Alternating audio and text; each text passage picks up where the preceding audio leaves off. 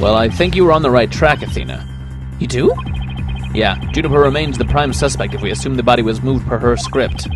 So as the defense, you have to figure out how else the body could have been moved. But... Oh, is he telling me to think of another way besides the crane?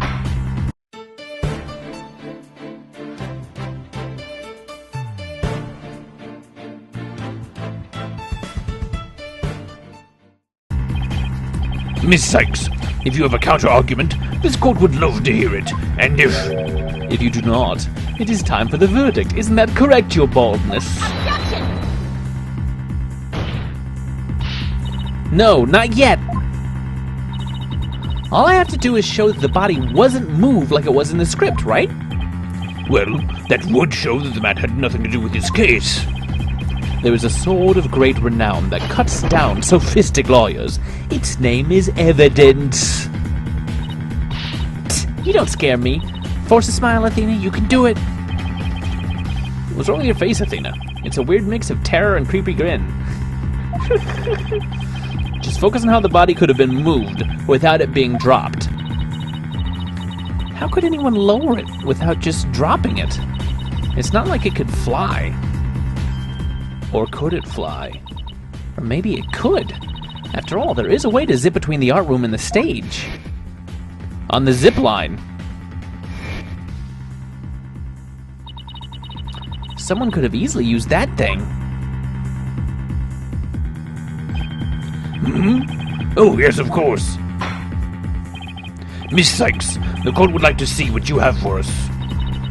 All I have to do is show the tiniest shred of a possibility. The Madame Ball cart weren't used to move the body. This is what was used. Let's see. Alright. Burnt fragments. The school banner. Oh! The key here is the thing that ties the art room and the stage together. Might I propose an idea? It might do you well to tie your lips together, lest you further expose your ignorance. Tie your lips together because she's so stupid. This is exactly the time for black comedy, Prosecutor Blackwell. Anyway, the court will recall the wire on which the school banner was hung. That wire was strung between the art room and the stage, which allowed students to run or reel in the school banner from the art room. The body could have easily been lowered down to the stage via this wire. Objection! Spare me your armchair theories. This wasn't some kind of high wire act. The bodies surely would have fallen. Yet there are no signs of blunt force trauma. Objection!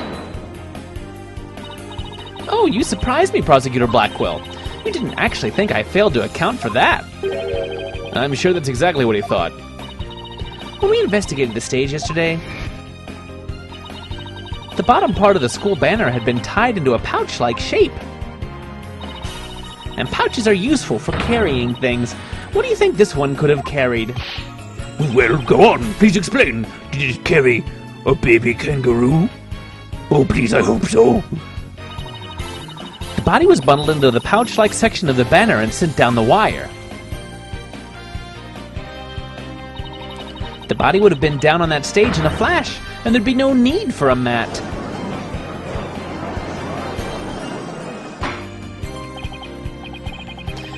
I've heard the phrase, carrying the banner, but the banner carrying you? What a crazy country. Oh. Objection! Communist Japanifornia.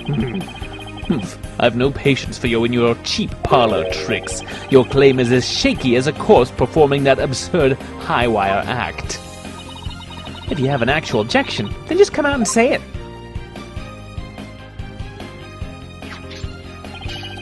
I trust you recall the bloodstains left on the art room pottery.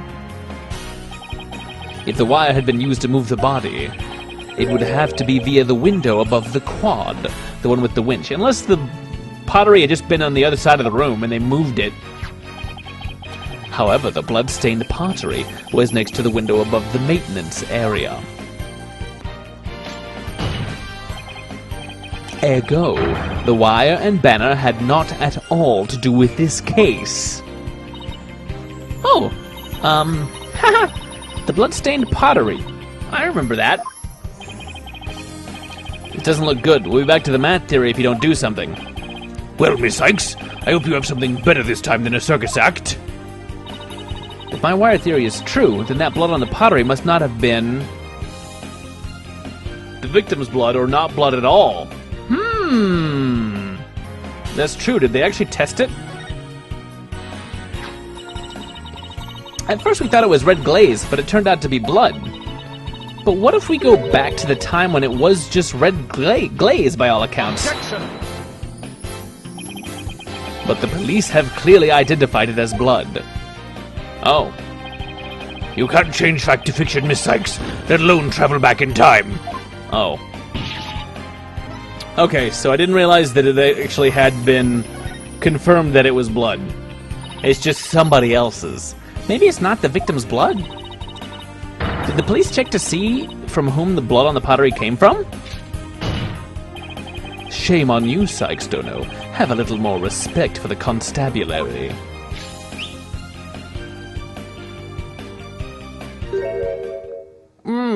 Well, actually... Fulbright! Looks like they didn't check it. Oh, don't let it get you down, Prosecutor Blackwell. Everyone makes mistakes.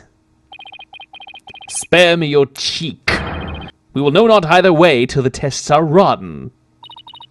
True, but in the meantime, I'm going to press my claim as far as I can. Your baldness. I demand that the blood on the pottery be analyzed this instant. Do it yourself. Hand me the pottery. I'll lick it and see if it tastes the same. Of course, it shouldn't take long to get the results back.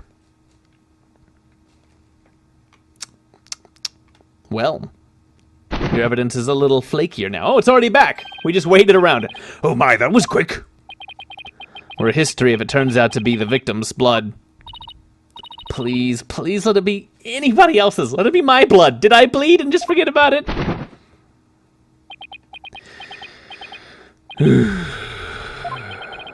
It seems the blood was not from the victim. What? Furthermore, a comparison with other parties involved with this case reveals that the blood belongs to one Hugh O'Connor. Score! So he injured his hand in the art room. Oh, it's completely related to the case.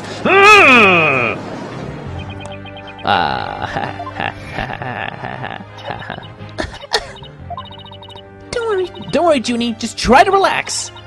Hugh's hands. His hands were dripping with blood. So it just recently happened. Your Honor, as we saw earlier, the witness's left hand had suffered a serious injury. He sustained the wound in a struggle with the victim, and his blood got on the pottery. Then Junie saw his blood-stained hands as they passed each other in the first-floor hall. It's the only explanation that covers everything. Objection! There is but one way now to turn aside her blade, but do not cast the blame on me. Your grudge is with Sykes Dono, for it is she who forces me to expose your secret. Fine, whatever. Wow, how much dirt does he have on Hugh? The court will observe this odd-looking envelope. It was inside this that Miriam Scuttlebutt's script was found. Miss Scuttlebutt's? But didn't the prosecution already claim that this envelope is the one that contained her script? Circumstances have changed. You see, Golden Boy had hidden this from us all. Let's see here. My word, talk about the world's most painful paper cut.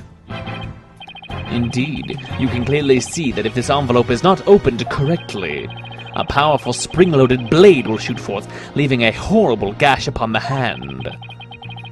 The only one who had been told the correct way to open it was Constance Court. You really want to see my script that bad? Well, you'd better watch out. Read it without my permission, and you'll wish you hadn't. Psycho! Wow. Yikes! Miriam wasn't kidding when she said that. The blood on the blade is the witness's. Our genius here tried to sneak a peek at the wrong script and paid for his foolishness. Ouch! This guy's the worst genius I've ever seen! Don't worry, Athena.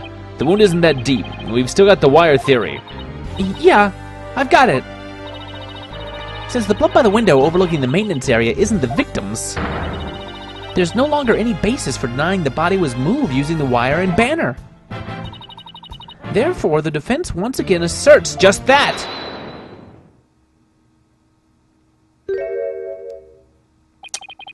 You call yourself a liar? Don't you see the glaring contradiction in your thinking? Huh? The court would like to remind the witness that his role is not to point out. And you, how can you adhere to such outdated beliefs? But whatever. It seems you've forgotten the two statues that were on stage directly below the wire.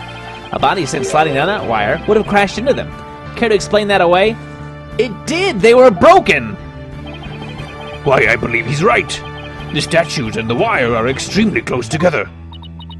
Ugh. So the body would have collided with the statues? What if they did collide? Wait, that's it!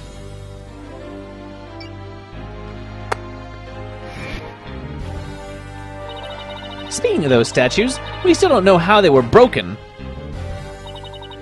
But if we assume the body crashed into them,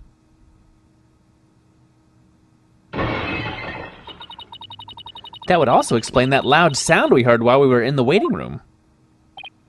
Oh, now that you mention it. You and Mr. Wright went out to the stage after you heard that sound, correct? Objection! Interesting. How very interesting. But may I ask just one question? When was it that you heard said sound? It was a little after the mock trial had started. Mr. Wright and I were practically bored to tears there in the waiting room when... Ah! Precisely. If that sound you heard did happen while the body was being moved, that would place it during the mock trial. Oof! Which means the body wouldn't have been there before the mock trial started. You see, right before the mock trial started, I saw the body.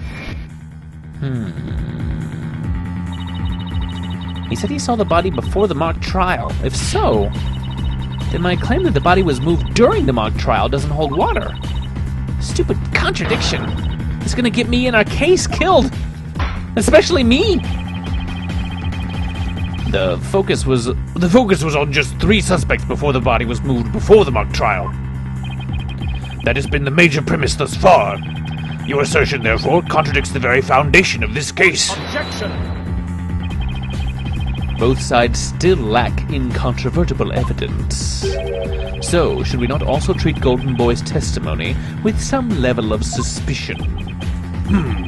Good point. Prosecutor Blackwell is on our side! I bet he's figured out the truth behind this case. Well, great, as long as he's not up to something else. If the statues really were broken when the body hit them, then Hugh's statement about seeing the body before the mock trial is a big fat lie. Okay, Mr. O'Connor, let's get to the bottom of this contradiction about when you saw the body. Look me straight in the eyes and repeat your statement to me. Well, like I said before, before the mock trial, the body was, I shall only say this once, Golden Boy. You had best tell the truth and do it now. That is, if your head wishes to enjoy the continued companionship of your body. Yikes! Now, out with it. Did you truly witness the body? Or were you just lying about it? Well, which is it?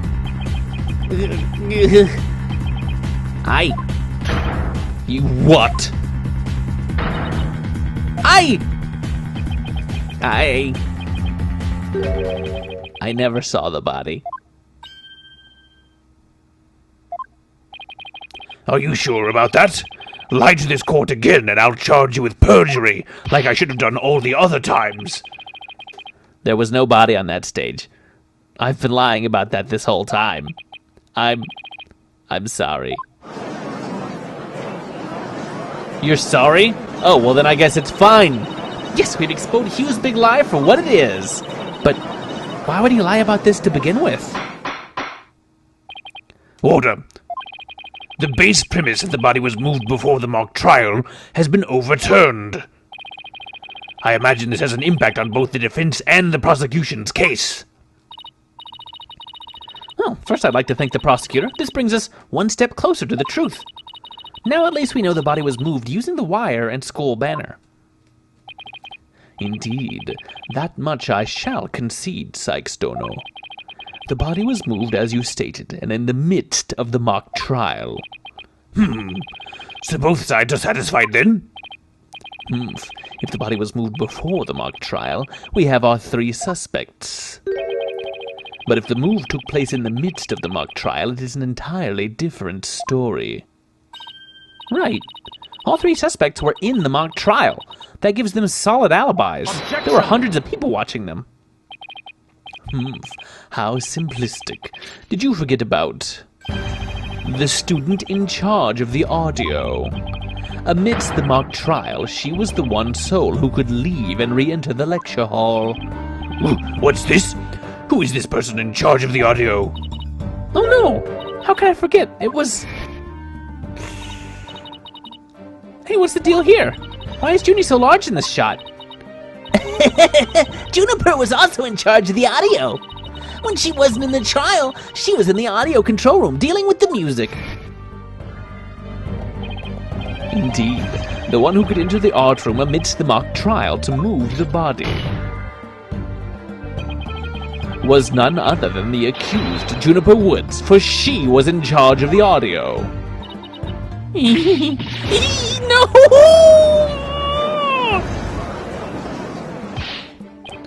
Why, yes, I see. That does make perfect sense. This can't be happening. Instead of exposing Hugh's crime, Junie's in even deeper. No matter how you slice it, we're cooked. And here I thought Prosecutor Blackwell was on our side, at least on this issue. The Twisted Samurai strikes again.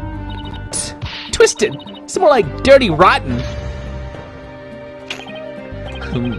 Your boldness. It is time to put an end to this farce. The prosecution has presented a quite convincing case. But the defense has one last chance to voice any remaining objections. Well, Miss Sykes? Apollo, what are we gonna do? I've got nothing left. Nothing. Nada. Niente. I've been trying to think of something, but I'm drawing a big blank too. Poor Junie. Unless we figure out something, she'll be... Objection. Well, I object to...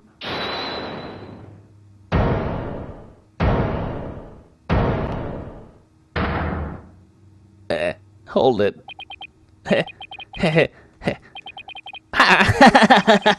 Stop right there. All ears to me. It's time you heard about the rare genius of Hugh O'Connor. Listen and you will hear the secret behind my perfect crime. Perfect? Crime? He's biting his bow. Wait, this is some serious deja vu. Didn't we just go through something like this yesterday? Yes we did. This better not be another one of his enraging traps. The murder, the moving of the body, the cover-up, it all sprang from my brilliant mind. Well, go ahead, arrest me. The real killer is right before you. Order, I say, Mr. O'Connor.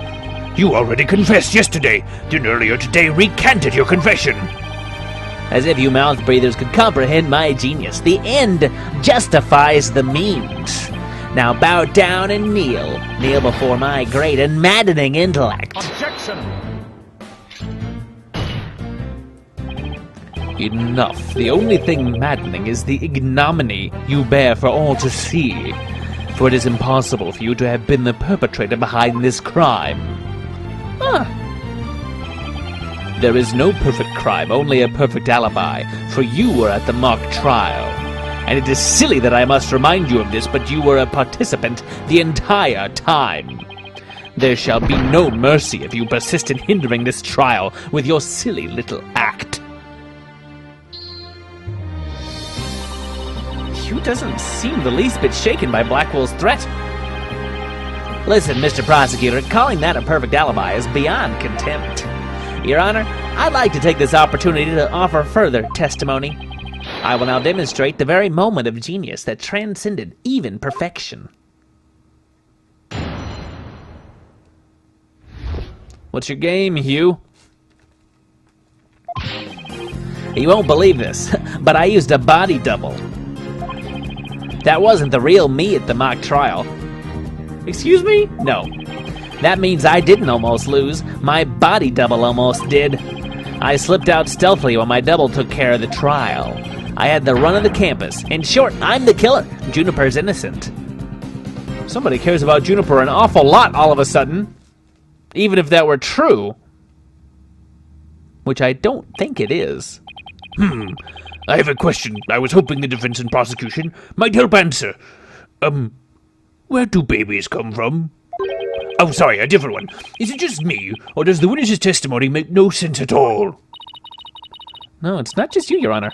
All I got from listening to that was a headache. Yeah, that was just plain weird. Especially the whole thing about a body double. Well, I'm relieved it's not just me. And the prosecution?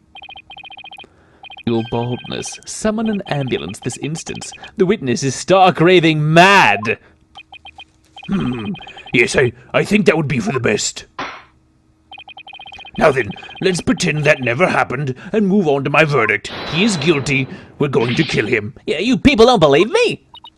It's not a matter of not believing you. It's more along the lines of questioning your sanity altogether. Yeah, the funny farm just called. They want their genius back. They're coming to take you away. Haha. They're coming to take you away. Haha. Hee hee. Ho ho. Shut your pie holes. The intellect of a genius transcends even logic. Besides, don't you guys have that weird device for testimony like this? What, our emotion beep boop? We're not doing an emotion beep bop. We're just not a weird device. And I don't waste him on ridiculous testimonies. That's just going to tell me that you're being stupid the entire time. Easy there, Tiger. Think of it this way. We don't want a verdict to be passed just yet. So how about we give Widget a try? Well, this is against my better judgment, but I'd like to conduct a short therapy session. Your better judgment? I'm a judge, and it's far beyond mine, yet I find it hard to say no. I think it's funny, and I love seeing all the lights and sounds. Oh, it's like a mobile. It's so fascinating. Prosecutor Blackwell, I have to see you have no objections. Prosecutor Blackwell? What? The prosecutor said, rubbish. We will be out on a stroll. Then left with Detective Fulbright. Is that okay? How does he get away with stuff like that? He's a criminal. He just left.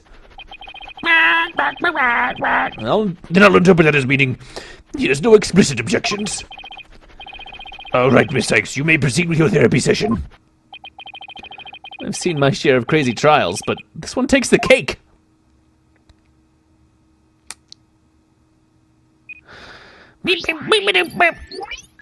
Man, this guy's dumb. Count to 100. Makes you happy. Whoa! Emotional overload. He's so happy. That lawyer's a spy! The lawyer's a spy! You won't believe this, but I used a body double. That wasn't the real me at the mock trial. That means I didn't almost lose. My body double did. I slipped out stealthily while my double took care of the trial. I had the run of the campus. In short, I'm the killer. Juniper's innocent. Why is he so... What's making him so happy?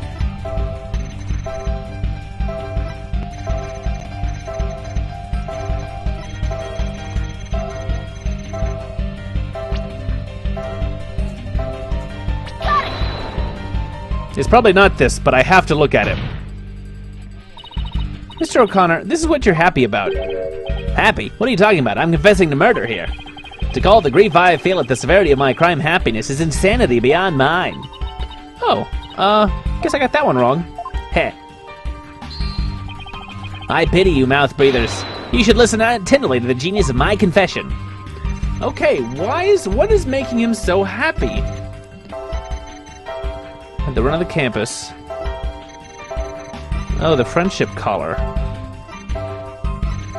It's Juniper's innocence, I think. Yeah, I think you're right. Got it! So noble, the whitest of knights, as I sacrifice myself. Mr. Connor, yesterday you said that you didn't really care about Miss Woods anymore. I already told Juniper, so I might as well tell you. I don't really care about her anymore. She a big dumb hoe. What? Why? Yeah, well, Juniper reported my secret to Professor Court. His secret? Oh, the bribe. She wanted nothing to do with me because I had disappointed her. That's why I don't care about her anymore. I was never trying to protect her. My confession was always about one thing and one thing only, the truth. Objection! Mr. O'Connor, you feel great happiness in the fact that you might help set Miss Woods free. So much so that it overshadowed all of your other emotions. What are you... I can hear it clearly now, Mr. O'Connor. The discord you've been trying to suppress. People don't normally feel like you do when you confessed. So Hugh really was trying to protect Juniper. Yes, I'm sure of it. Hugh's feelings for her are the real deal. That reduced it very little, but it did reduce the noise. But that means his confession is... Finally figured out the obvious, have we?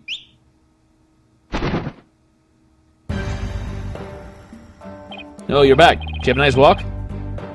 Why, Prosecutor Blackwell, you're back! Welcome back! The confession was naught but lies, save for the part about being in the mock trial. Can we all agree now that the killer is the one in charge of the audio, i.e. the accused? Gah! Why couldn't you have taken a longer stroll?